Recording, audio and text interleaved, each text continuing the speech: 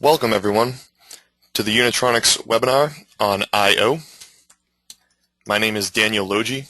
I'm an applications engineer here at Unitronics.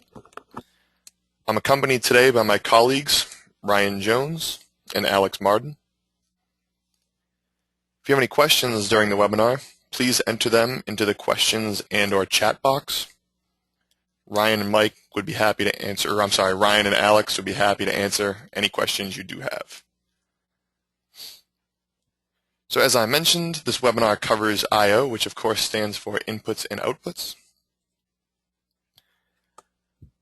Today I'll be discussing inputs and outputs with Unitronics controllers. I'll then talk about the types of I/O that Unitronics controllers support. And finally, we will be presenting an example of setup of each type of I/O.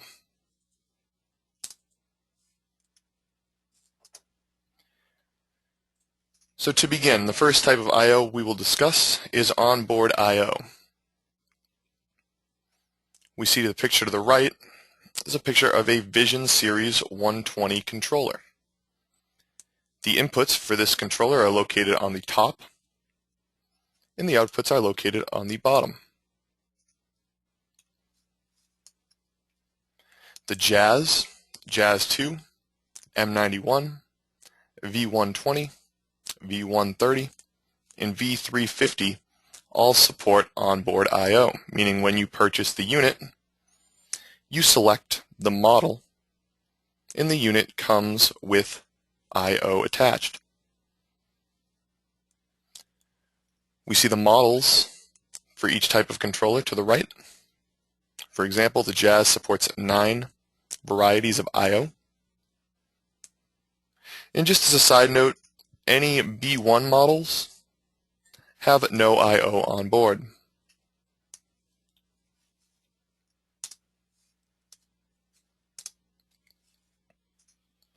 Next, we will discuss snap-in I/O. The V200 series, V500 series, V1040, and V1210 all support the snap-in I/O. The picture to the right is a picture of a V570. And the snap-in I/O board snaps onto the back of the controller. There are 8 varieties of snap-in models available, each offering different I/O configuration. You're allowed to choose a specific one that meets the requirements of your system. And again, the snap-in simply snaps onto the back of the controller. The advantages to snap-in models is that they are interchangeable. If you have one and decide you need to upgrade your I/O or your snap-in, you can simply interchange the 2 snap-in models.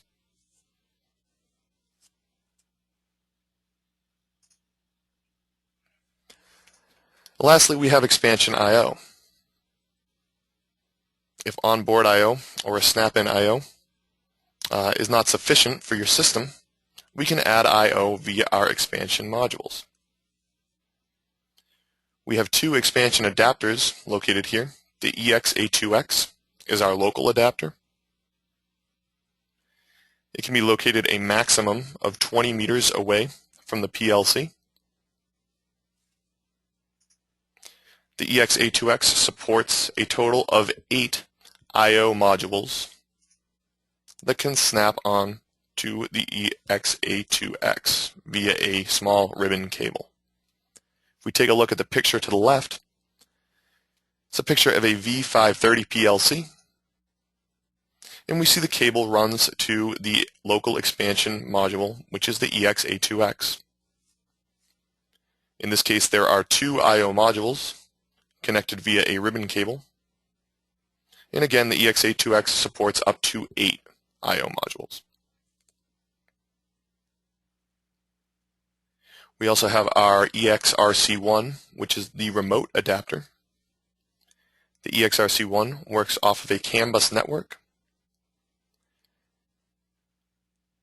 This remote adapter can be placed up to 1,000 meters away from the PLC. And there can also be 63 EXRC1s working in conjunction with a single PLC. So unlike the EXA2X, the local adapter, we are not limited to one per system. Just as a side note, the EXRC1 supports 8 I/O modules that connect via ribbon cable, just like the EXA2X.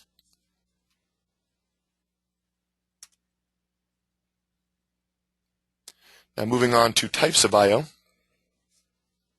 Unitronics controllers support digital I/O, analog I/O, high-speed inputs and outputs, temperature measurements, and load cell readings.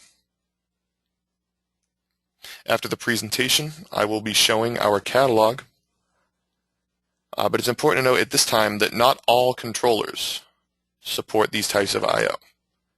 You must check beforehand and make sure that the controller you're selecting will fit your system, meaning it supports all the I/O that you need for the system.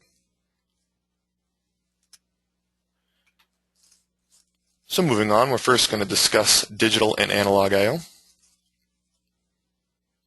Digital I/O is either on or off. We are either receiving a signal or not receiving a signal. We're either sending out a signal or not sending out a signal. Again, on or off. Unitronics controllers support PNP and NPN wiring. For transistor outputs, many controllers, Unitronics controllers, support PNP and NPN outputs as well. We also support relay outputs.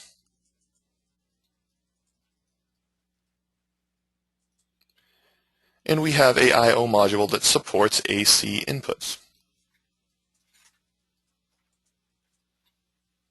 Now, analog I/O is a range.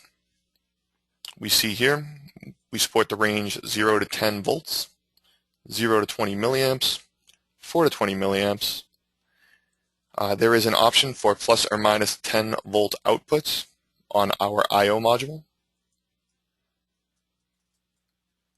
There's also an option for a minus 5 to 56 millivolt input.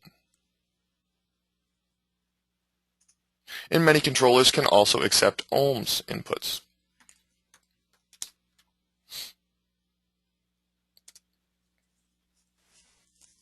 Next, we'll discuss high-speed I/O. For high-speed inputs, we support a high-speed counter with reset, high-speed counter with reload, frequency measurer, and a shaft encoder. We're going to discuss these each during setup. For high-speed outputs, Unitronics controllers support PWM, stepper control, and there's also an option for built-in PTO control in the V350 and V130TR models only. This means that these controllers have the option in the software package for PTO function blocks. There's actually a full webinar that discusses our PTO function blocks, and it's called PTO Programming. It can be found at unitronics.com.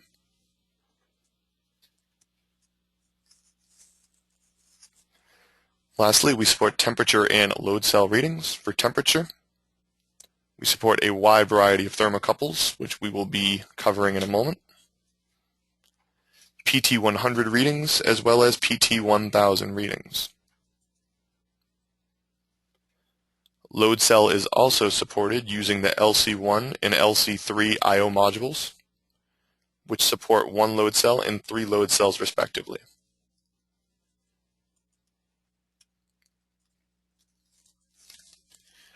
Now, before we move on, I would like to discuss an I/O checklist. When first receiving your unit, this is a checklist to set up and make your I/O function with the Unitronics controller.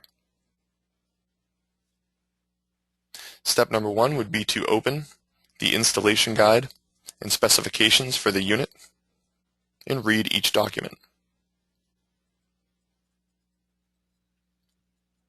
Step number 2 would be to verify the jumper settings on your unit.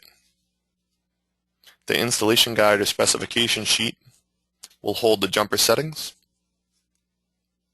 And again, we want to verify these jumper settings on the controller. The jumper settings will be in form of dip switches, either inside of the controller or the snap-in I/O. So there will be full instructions to locate the jumper settings and change the dip switches as needed. An example of a jumper would be, say, an analog input. Many controllers have jumper settings to alternate between current and voltage readings. If we're receiving an analog input of current, we must ensure that the dip switches in the controller are set to read current. Step number 3 would be to wire I/O according to the wiring diagrams in the documentation. This is something we'll cover in each example. Step number 4 would be to define the hardware configuration in VisiLogic. And step number 5 and 6 would be to download the program to the controller and to test.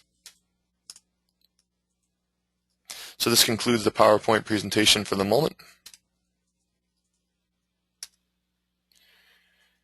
And before we move on to our examples, I would first like to show you our catalog. I'll open my browser and navigate to unitronics.com.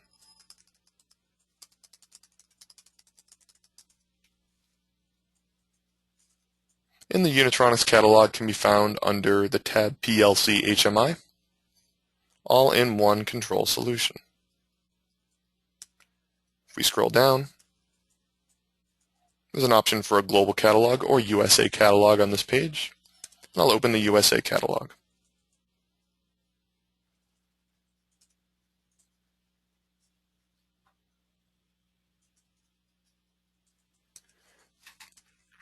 Now here is the Unitronics catalog for 2012.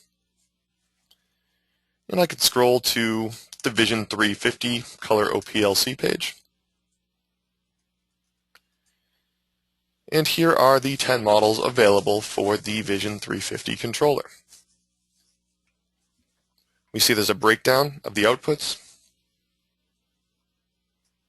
Shows how many digital outputs are available, digital inputs, analog outputs. Temperature measurements are listed. So before ordering a controller, we always want to spec the controller and make sure it does support all the I/O that is needed for the system.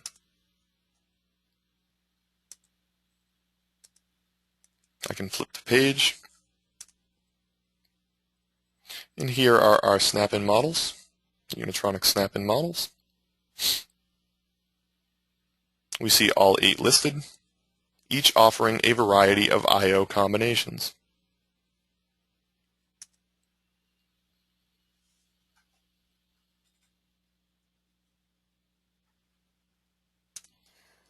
Next, I'm going to open VisiLogic. And I'll display my hardware configuration for a moment. In today's examples, I'll be using a V570 touch VisiLogic controller in conjunction with a V200-18-E4XB. This is the snap-in module that I have selected to use with my V570.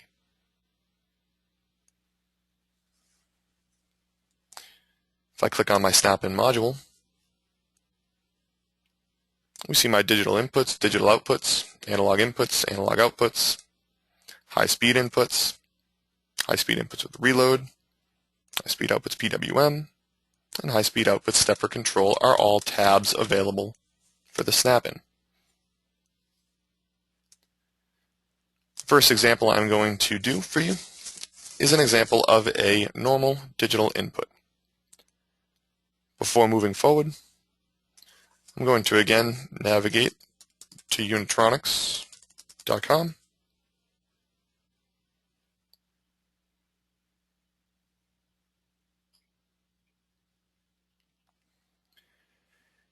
And to bring up the specification and installation guide for the units I'm working with today, I will hover over the Support tab and select the Technical Library. Here is where all installation guides and specification sheets are located. If I enlarge my installation guide, I'll see my V570 installation guide is located here. Now, since the V570 does not have any onboard I/O, we are using a snap-in. I'm going to open my snap-in specification sheet, and again I'm working with a V200-18-E4XB.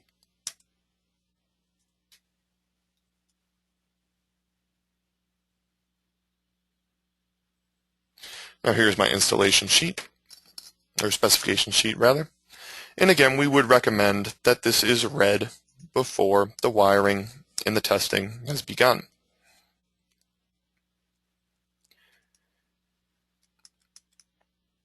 We see all wiring diagrams are listed. And on page number 8, there's an explanation on where to find the jumper settings on the snap-in controller, or snap-in unit rather. Page number 9 is a continuation of the jumper settings, as is page 10.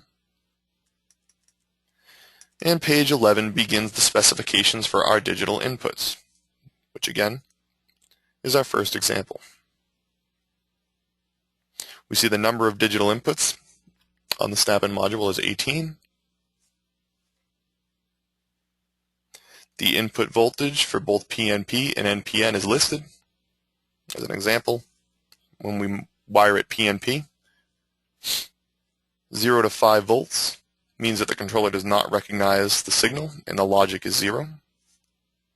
17 to 28.8 volts into the channel means that the logic will be 1. The controller does recognize the voltage input. The response time is listed for each channel. So there's a lot of good information located in the specifications. Next, what I'd like to do is check my jumper settings. So I'll scroll up to page 9, and I see that we have jumpers, or dip switches, for analog inputs, digital outputs, as well as analog outputs. However, there are no jumper settings for digital inputs on this specific controller. So my jumpers are okay currently. Next, I'll scroll up to the wiring, which is located on page 3. Here is the wiring for PNP digital inputs, as well as NPN digital inputs. In my example, I'm wiring my digital input PNP, so I have the 0 volt reference going to my common. And when I provide 24 volts to a channel, the input will go high. The input will go to 1.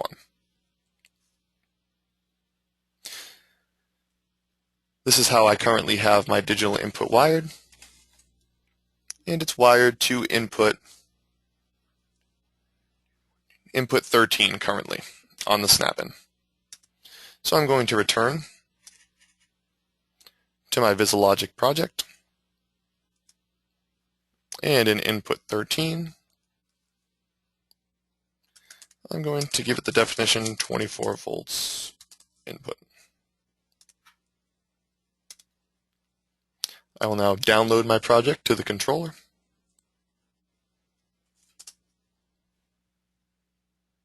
Which will only take a moment.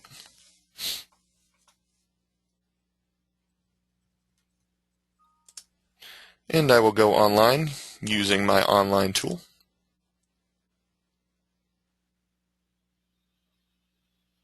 And in my operands window,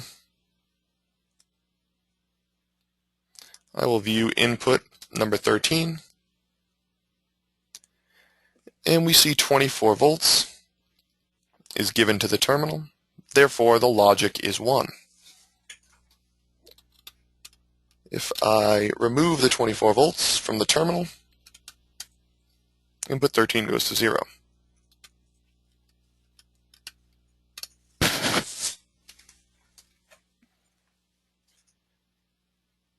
Now these inputs, again, are either 0 or 1, and they can be used directly in the ladder.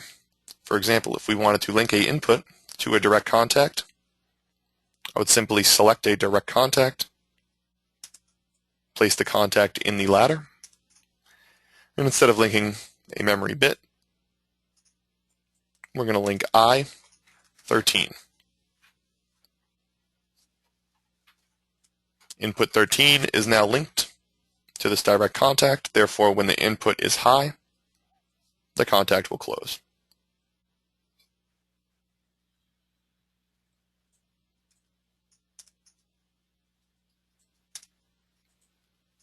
Our next example will be of digital outputs. So I'm going to, again, open my specification sheet for the snap-in. And I'm going to scroll to page number 12, which shows our transistor outputs, our digital outputs. We see in total we have 17, broken into 2 groups. Outputs 0 and outputs 1 can be wired PNP or NPN. Outputs 2 through 16 are PNP only. We have a max frequency listed.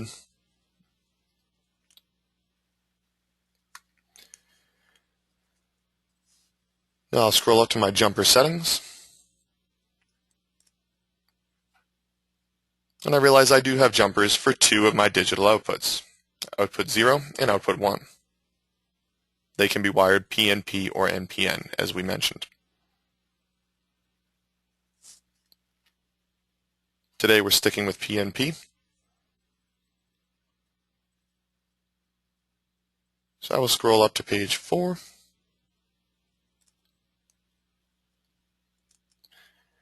And here is the wiring for our transistor outputs. However, before we wire our outputs, you see that our digital outputs require a power supply. According to the wiring diagram, 24 volts is required in both V0 and V1, and the 0 volt reference for the power supply is required at 0V. It's important to note that if this wiring is not connected and there is no power to the digital outputs, they simply will not function.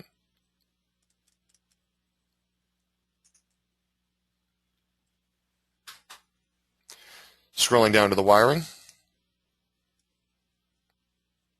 here is the wiring for our PNP outputs 2 through 16.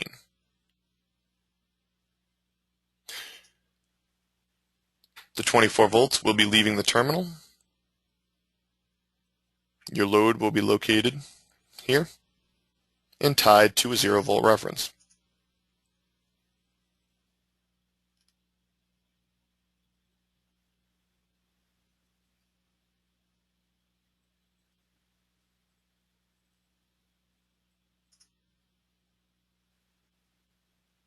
So returning to my VisiLogic project, let's assume I'm working with output number 6.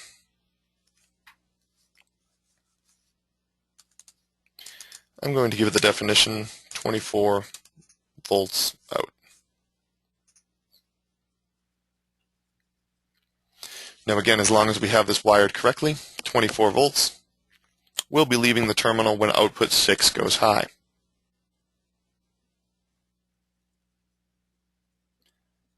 If I can grab a direct coil, we can also link the outputs directly in the ladder by selecting the O, 6.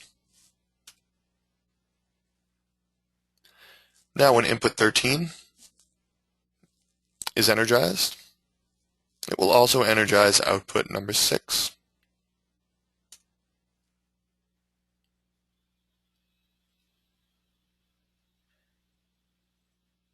I'll download the project.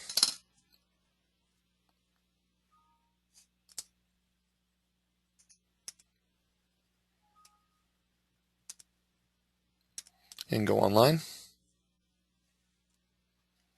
And we see the input 13 currently has 24 volts wired to it. So output number 6 is energized, and there's 24 volts leaving the terminal for the output.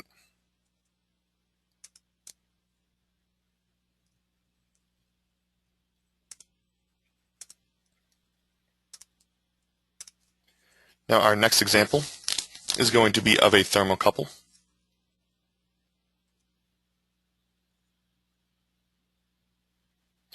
So I'll return to my specification sheet.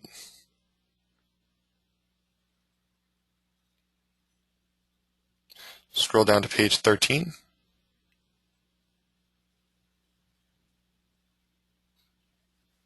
Actually 14.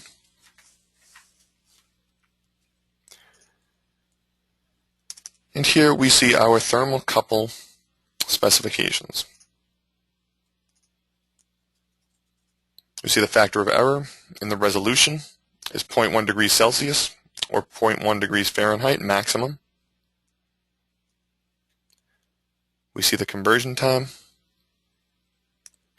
And if we scroll down to page 15, we will see the type of thermocouples that we support. Type B, E, J, K, N, R, S, and T are all supported by this particular snap-in. Referring to the wiring colors in USA,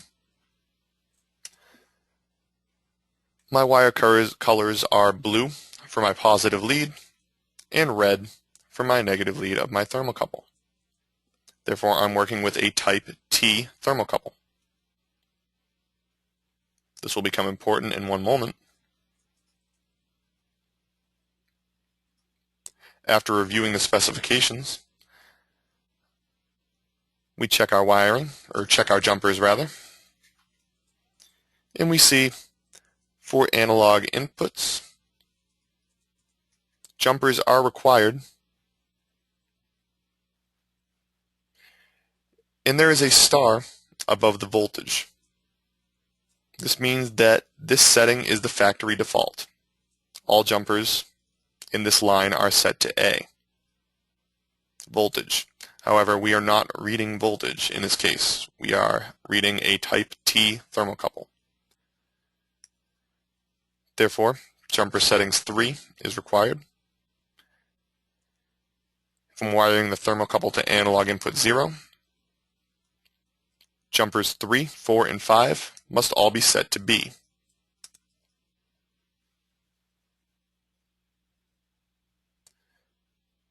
To change these, I would follow the instructions above, locate my jumpers, and change jumpers 3, 4, and 5 to B for thermocouple.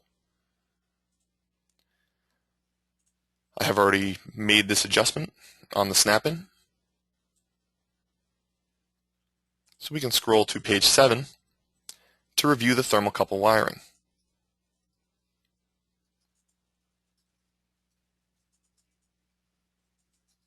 We see the thermocouple positive lead is tied to T plus and the thermocouple negative lead to T minus.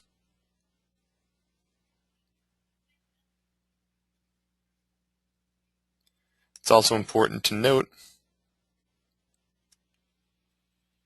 that there is a power supply also required for analog inputs, or analog I/O in general. VA requires 24 volts, and 0V requires the 0 volt reference of the power supply. Again, it's important to note that if 24 volts and the 0 volt reference is not supplied to these terminals, the analog I/O will not run, will not function. This is why reading the full document can sometimes provide a more complete understanding of the wiring needed. So I have my 24 volts provided to VA and V0, powering my analog I/O.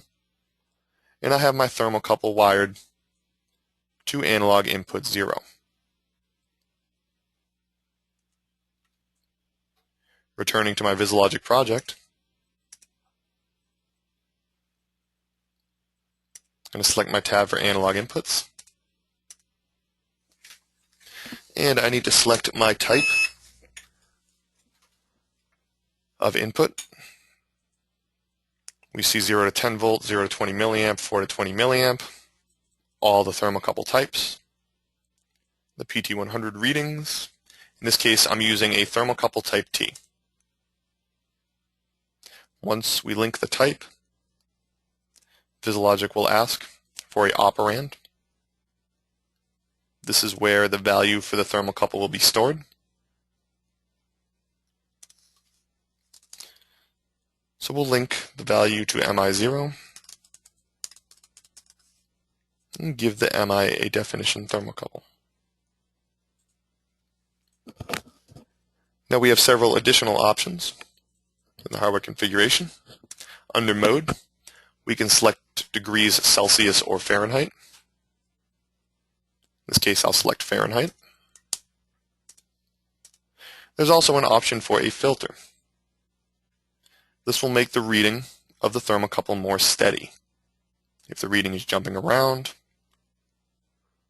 or flickering between two values, we can incorporate a filter. In this case, I'm not going to add a filter.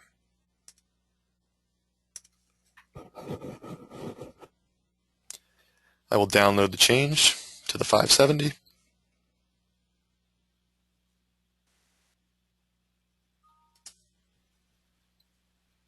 And I will select the glasses for the online test.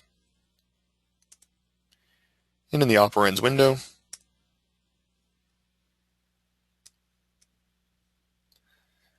I will view memory integer 0, which currently has a value of 725. This stands for 72.5 degrees, or now 72.8 degrees Fahrenheit, with a 1 decimal offset.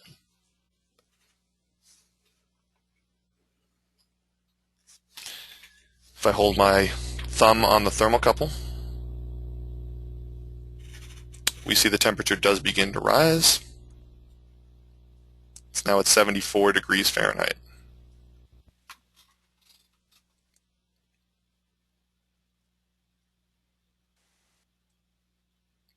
So I can leave online mode, return to my hardware configuration.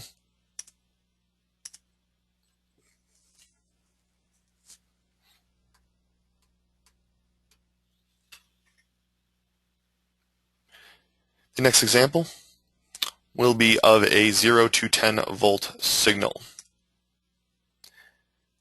But before I define my 0 to 10 volt signal in the hardware configuration, I will return to my specification sheet.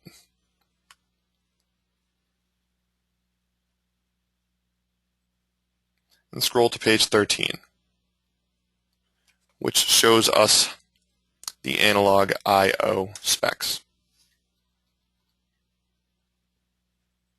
We see this controller, or snap-in rather, supports a 0 to 10 volt signal, 0 to 20 milliamps, or 4 to 20 milliamp signals.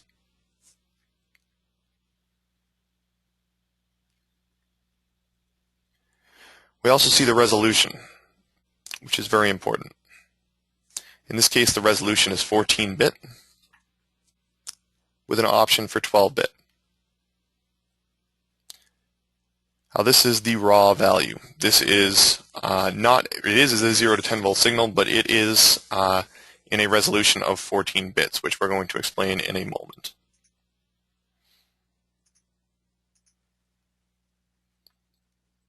So next I'm going to scroll up to my jumper settings. And I'll be using analog input 3 for this example. And we see jumpers 12, 13, and 14 must all be set to A for a voltage reading.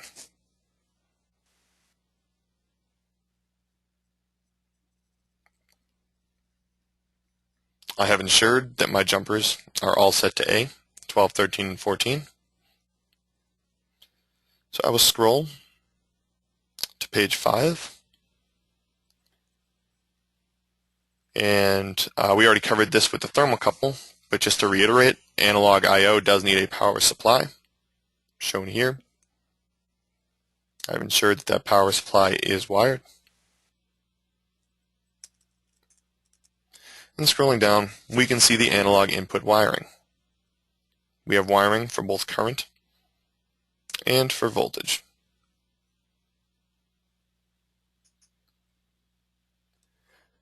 I am using a voltage reading. So we'll take a look at the diagram to the right. And the 0 volt reference is tied to ACM.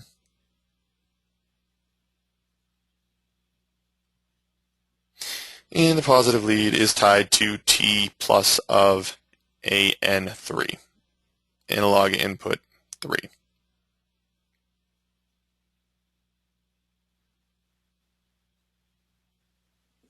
I've ensured that my wiring is correct. I can return to VisiLogic. And for analog input 3, I will select my 0 to 10 volt signal. I will link the next available MI, which is MI1, to hold my 0 to 10 volt signal.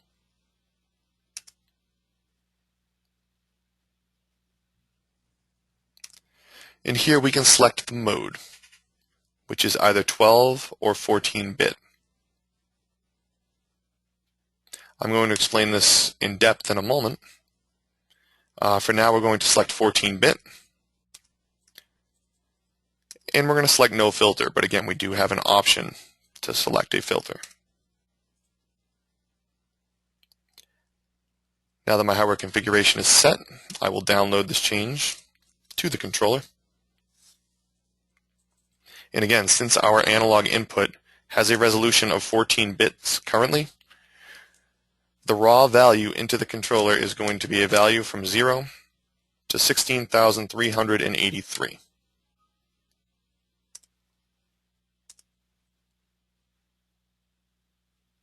So I will go online using my glasses. And MI1 currently holds a value of 0. This is because there is no voltage to the terminal currently.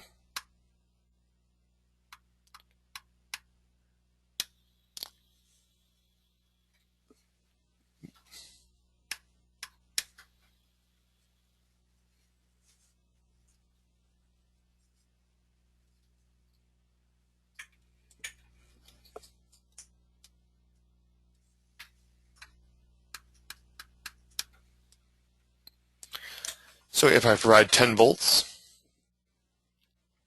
to analog input 3, T plus, we see a reading of 16,383 in MI1. If I return the voltage to 0, there is a reading again of 0.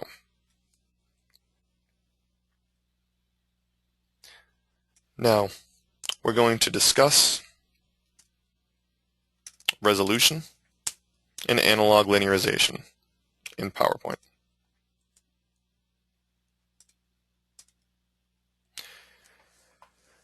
Now currently for our analog input we're using a resolution of 14 bits, which is a number 0 to 16,383. If we take a look at the picture to the right, we see our X1 is 0, the low end of our raw value, and we see that X2 is 16,383, the high end of our raw value. We would like to linearize this raw number to a value that makes sense to us. In this case, I chose to linearize from 0 to 100, which is a 0 to 10 volt signal with a 1 decimal offset. So therefore, if we're reading 0 as our raw value, this value would be linearized to 0. 16,383 would be linearized to 100, or the full 10-volt reading. And if we're halfway, 8,191, a value of 50 would be shown. So again, we're linearizing the raw value to a value that makes sense to us. 10-bit resolution has a raw value 0 to 1023, and 12-bit resolution has a raw value 0 to 4095.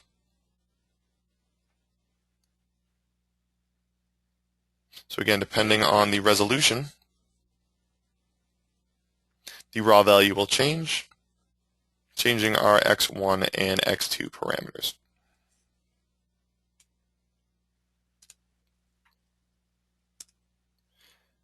At this point, I'm going to demonstrate a linearization function block in the ladder by selecting the Math dropdown, Linearization, and selecting the linearization function block. I can place this block in net 4.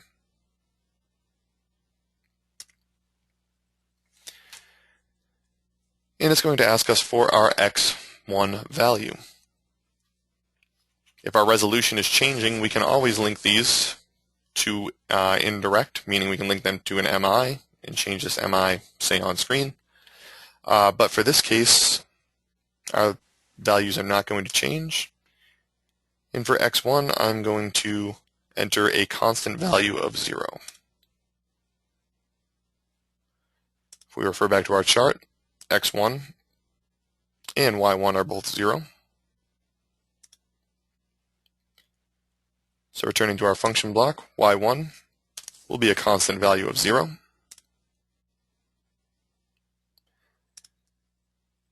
Again, referring to our diagram, x2 will be 16,383.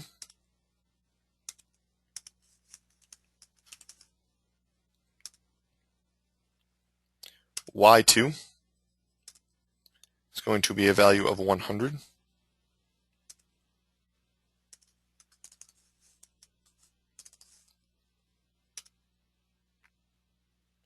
And next, it asks us to link our x value, our input. Again, referring to our PowerPoint, our x value is going to be the raw input value, somewhere between 0 and 16,383.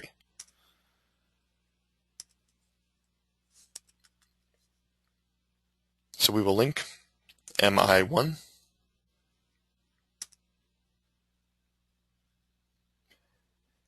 and Y value will be our result. This will be the linearized 0 to 10 volt signal.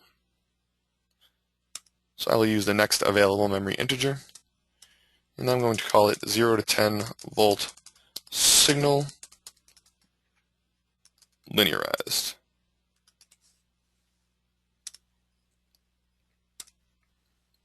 So now I will download this change to the controller.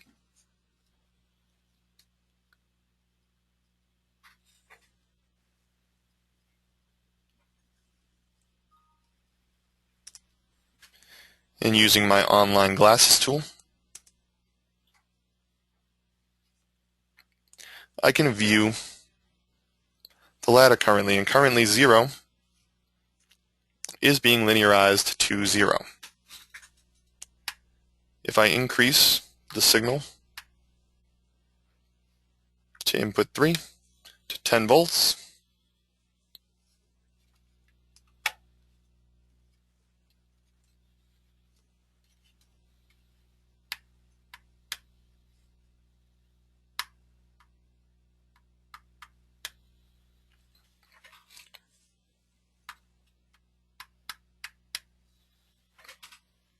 we see that 16,383 is linearized to 100, which again is 10 volts with a 1 decimal offset. If I send 5 volts to the controller, a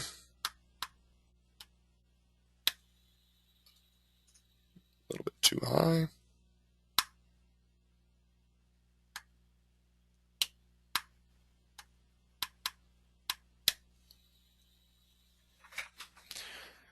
we see the raw value is being linearized to 49, which again is 4.9 volts. So the linearization function block helps us take that raw value and linearize it to something meaningful.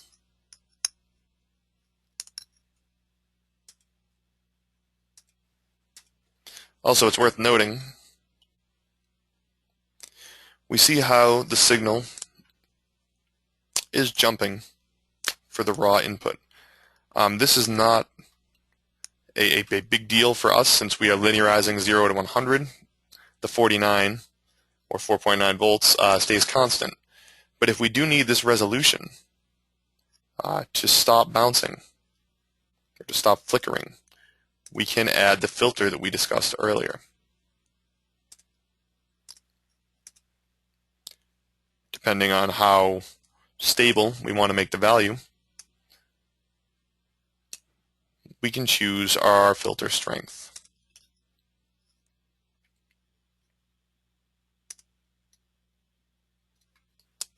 Next, we'll discuss analog outputs.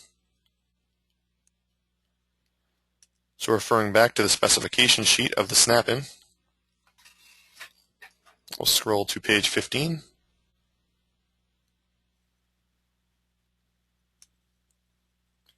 Which shows the analog outputs specifications. We see that 0 to 10 volts and 4 to 20 milliamps are both supported. And the resolution for the output is 12-bit, which is a range 0 to 4095.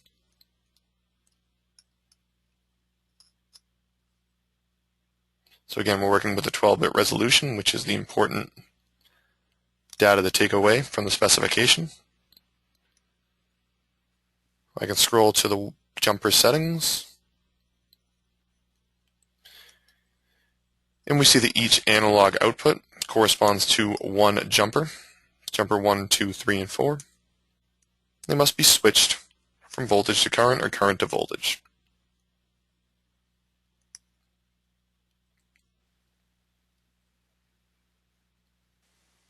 Scrolling up to page 7, there is the analog output wiring diagram. This power supply here is for all analog I/O, so we've already covered the power supply for both thermocouple and for analog inputs. This power supply was wired a long time ago. Taking a look below the power supply, we see the negative lead to the analog output is tied to the common, and the positive lead is tied to the specific analog output that we will be working with.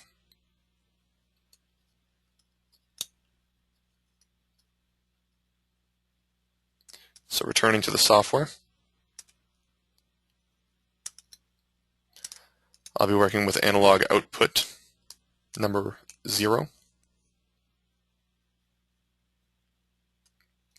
And I can select a 0 to 10 volt signal out. It's going to ask me to link an operand, and I'll link operand number 10, which is my 0 to 10 volts out.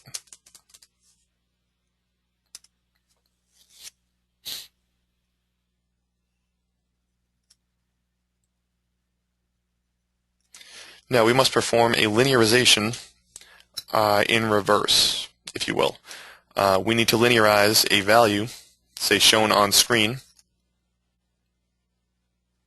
to the raw value 0 to 4095, because again this is a 12-volt output, or 12-bit output, excuse me. So if I enter the Math drop-down menu, Linearization, and select another linearization function block, I'm going to be linearizing. X1 will be 0, Y1 will be 0, X2 will be 100, Y2 will be 4095. Now the X value will be something determined in your program, either a value entered on screen or a value determined in ladder. But it's going to be a 0 to 100 value, which is again 0 to 10 volts with a 1 decimal offset. So I'll use MI11 to represent this. I'm going to call it my output 0 to 10 volts. And finally, we must link MI10, which is the value that we linked in the hardware configuration. And once linearized, MI10 will hold a value from 0 to 4095. So again, we're linearizing 0 to 100, linearizing it to 0 to 4095. Now let's download this. It may become a bit more clear.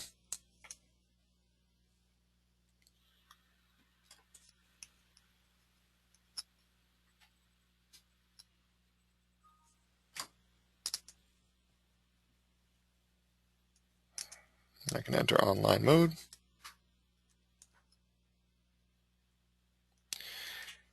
And we can see in the ladder currently a value of 0 is linearized to 0. If I increase this value to 50, 50 is linearized to 2048, which is halfway between 0 and 4095. If I enter 100, the raw value is now 4095. So again, we can place MI11 on screen and have an operator enter a true voltage, and the controller will take care of the linearization and send the correct raw value.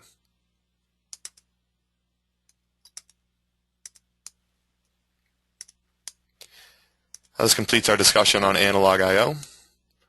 Next, we'll discuss high-speed inputs.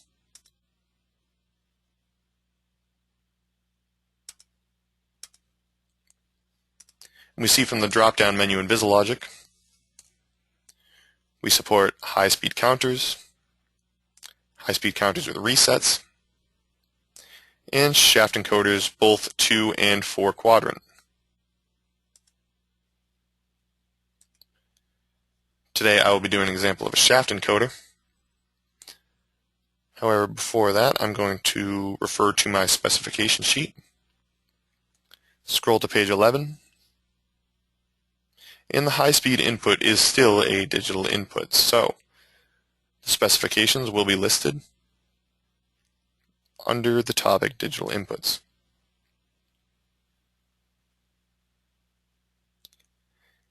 And the max frequency is listed as 10 kilohertz, and the minimum pulse width is 40 microseconds. Just maximums to keep in mind when you're speccing your system. As we already covered, there are no jumper settings for digital inputs. So we can scroll to page number 3. And here is the wiring diagrams, both NPN and PNP for high-speed counters.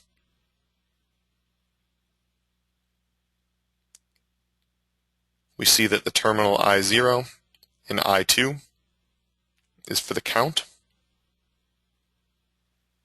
and I1 and I3 are designated for the resets. With this example, I'm going to be using a shaft encoder. So I'll take a look at the images right below the high-speed counters. And I decided to wire my shaft encoder as PNP. So I have a 0-volt reference going to the common, which is also tied to A on my shaft encoder. Wire A is then tied to terminal number 2.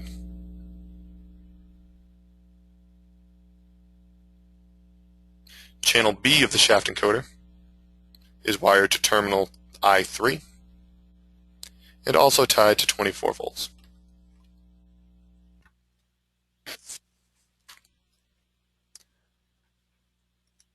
Now that we've discussed the wiring, let's return to the VisiLogic project. Select shaft encoder 2 quadrant.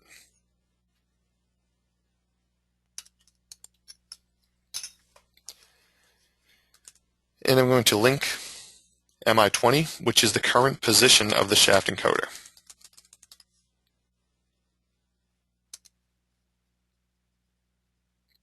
I also have an option to link a frequency measurement, 100 milliseconds, 500 milliseconds, or 1000 milliseconds. This will show us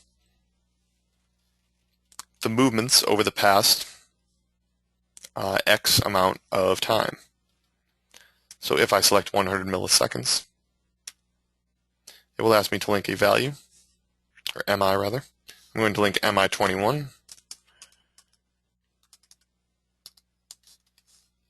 and I will call MI21 frequency.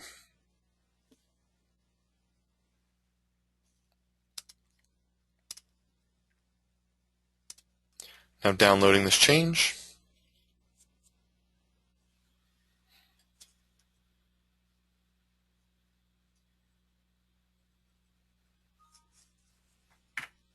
The download is complete. I will enter online mode by selecting the glasses.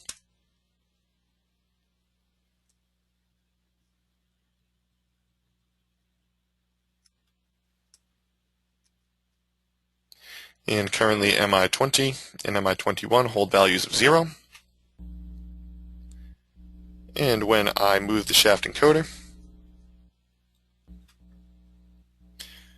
we see the current position increase as I turn the shaft encoder to the left, and decrease as I turn to the right. We see the frequency change, or the value in the frequency, I should say, change each time I turn the shaft encoder.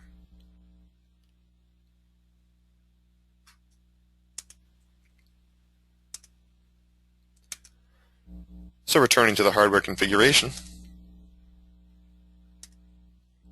I also have an additional high-speed input that I could choose from. A high-speed counter is just going to count all of the pulses incoming into the channel. A high-speed counter with reset will count all the pulses coming into the channel, and there will be option for a hard reset, meaning there will be a input wired to either input 1 or 3. And when input 1 or 3 is energized, or in this case it would be input 3, and when input 3 is energized, the count will reset.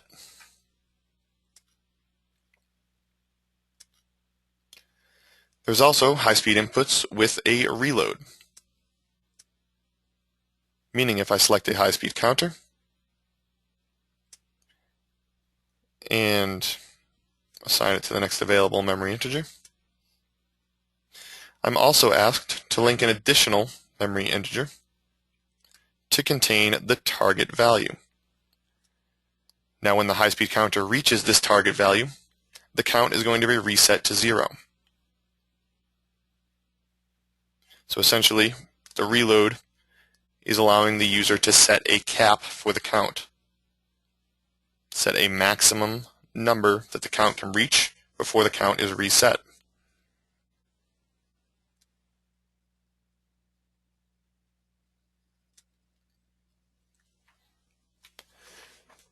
Now lastly, I'd like to talk about high-speed outputs.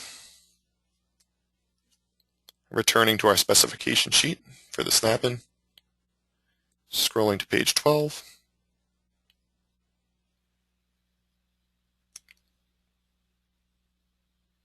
The high-speed outputs are located under the transistor outputs. We see they can be wired as PNP or NPN. The maximum frequencies are located here.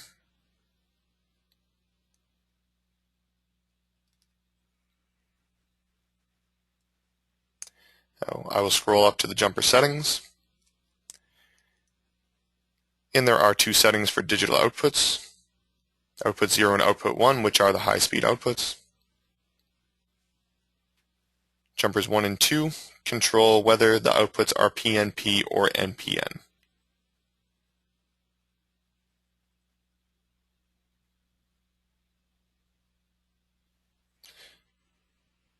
Scrolling up to page 4.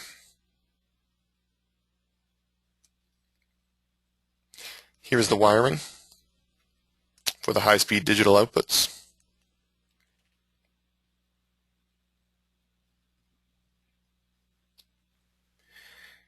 And we see the terminal is tied to the load, and the load is either tied to 0 volts or to 24 volts, depending on the wiring.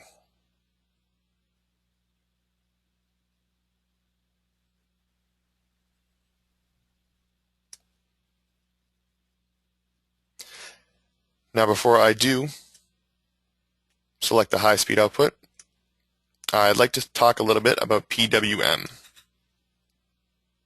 Now, PWM stands for pulse width modulation, and there are 3 contributing factors when using PWM.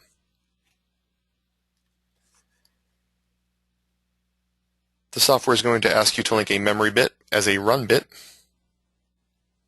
When this bit is high, the PWM will be functioning.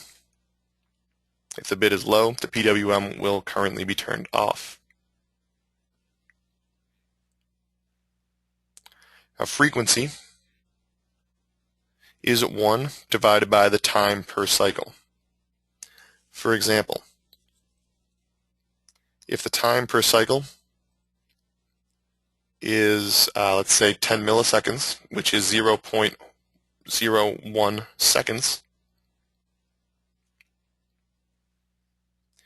the frequency would be 100. If the time was set to 1 millisecond, or 0.001 seconds, the frequency would be set to 1000. So the frequency is the inverse of the time.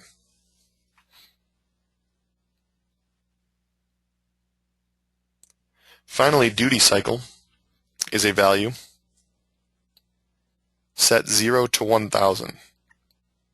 Now, this duty cycle is actually a percentage of the frequency with a 1 decimal offset.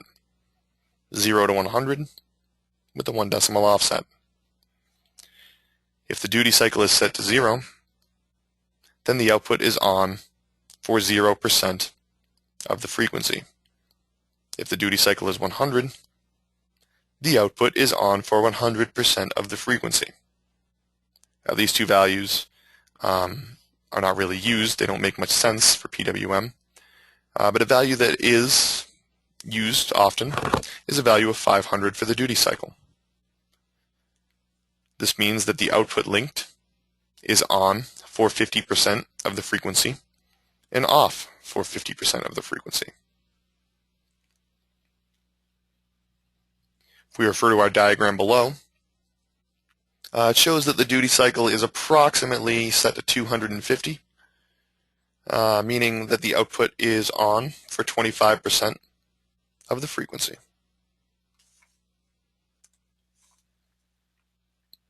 So if we return to VisiLogic, select PWM, the software is going to ask us to input a operand for frequency,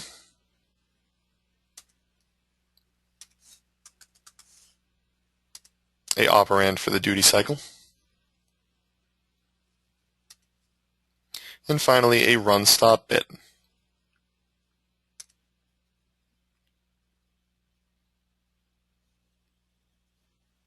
Now, after linking these 3 values, they can all be assigned in the ladder or placed on screen. In this way, the operator can control the frequency in the duty cycle, make changes, without entering the hardware configuration.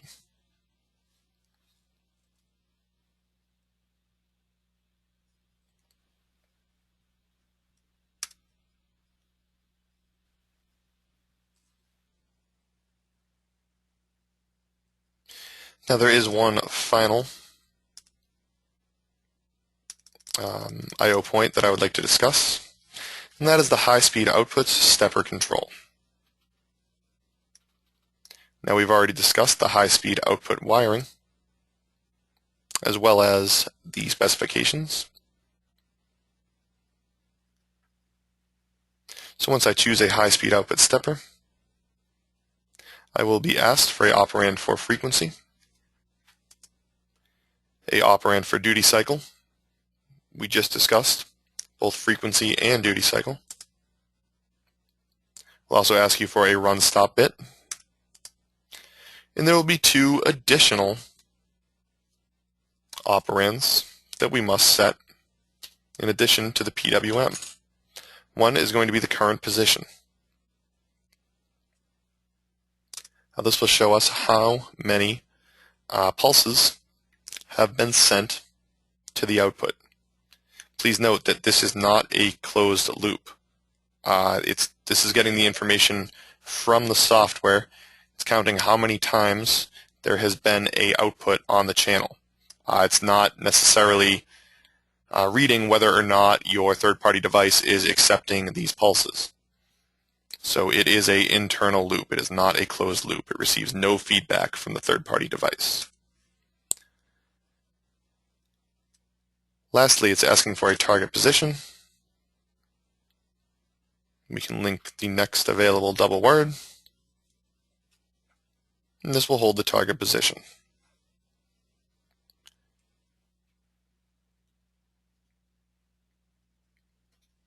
If you are setting up a stepper control with a 570 or a controller that does not support the built-in PTO function blocks, I would recommend viewing the example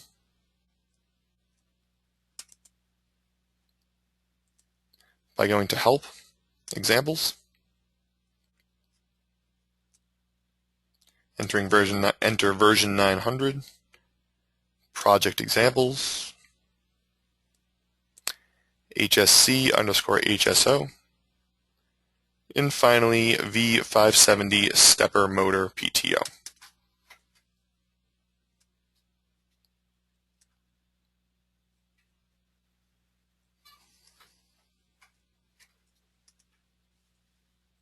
Now this example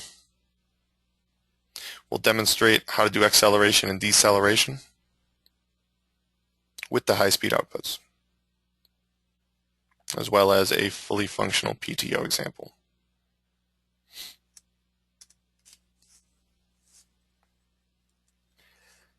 That concludes my presentation and examples for today. I hope you found this information helpful. If you have any questions, please ask them now, and I would be happy to address.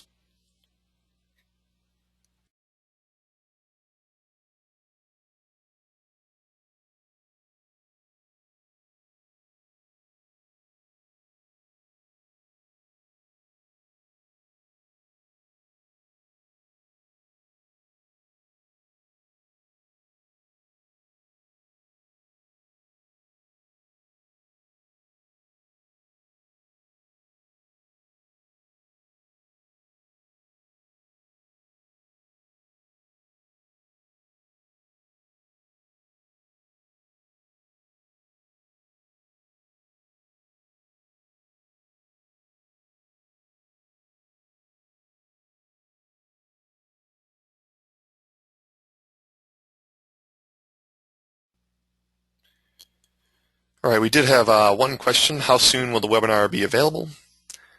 We do need to edit the webinar and then post it to our YouTube channel, so it should be available within about a week to 2 weeks. But if you're interested,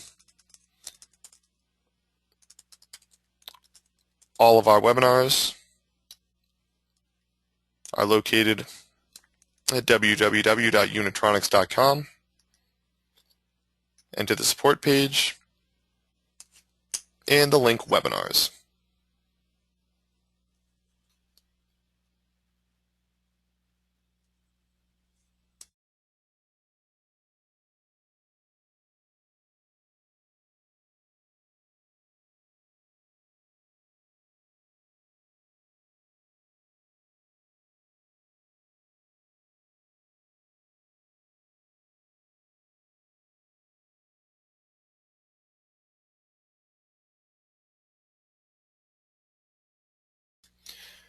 All right, thanks again for attending, everyone.